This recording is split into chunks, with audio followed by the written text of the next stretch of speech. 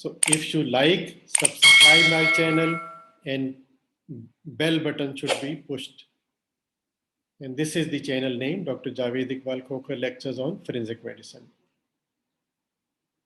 Thank you very much.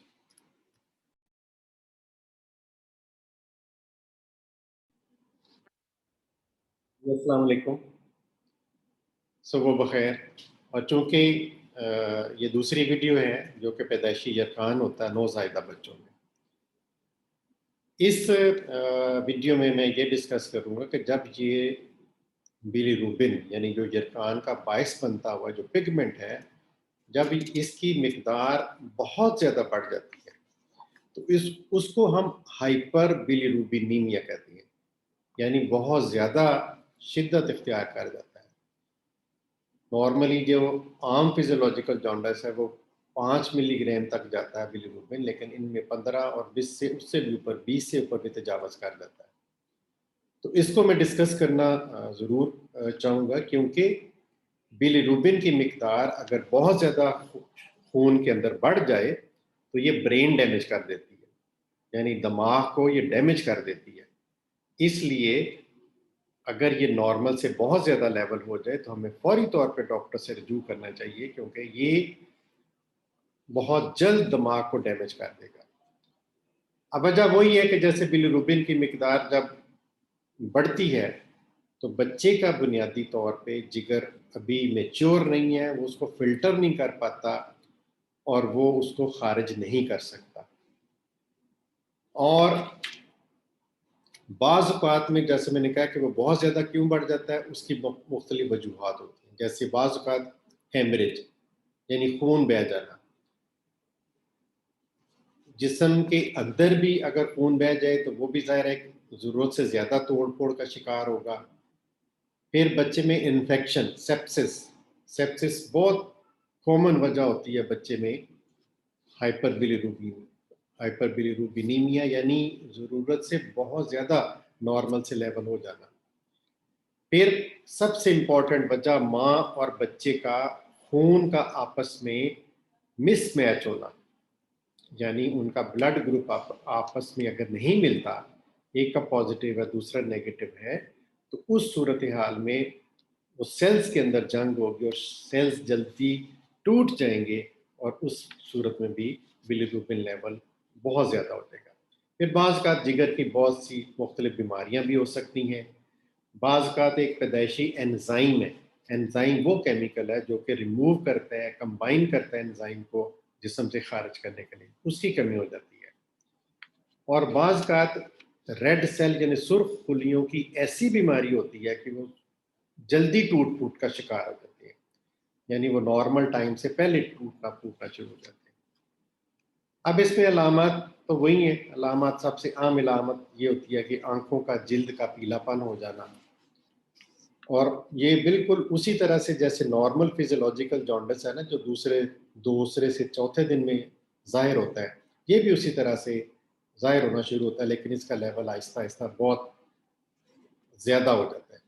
اور تیسرے سے 7ویں دن تک یہ پیک میں ہوتا ہے، یعنی اپنی انتہا لیول تک پہنچ جاتا ہے. اب جیسے میں نے پہلے عرض کیا تھا کہ نارمل لیول 3 سے 1 ملی گرام تک ہوتا ہے، لیکن فیزیولوجیکل میں یہ 5.2 یا 5 کے قریب ہو جاتا ہے. اور ان حالات میں جس میں ہم ہائپر بلی روبینیمیا کہتے ہیں، یہ 15 ملی گرام اس سے زیادہ ہو جاتا ہے. اب اس لیول پہ جا کے ہمیں فوراً فوٹو تھراپی شروع کر دینی چاہیے.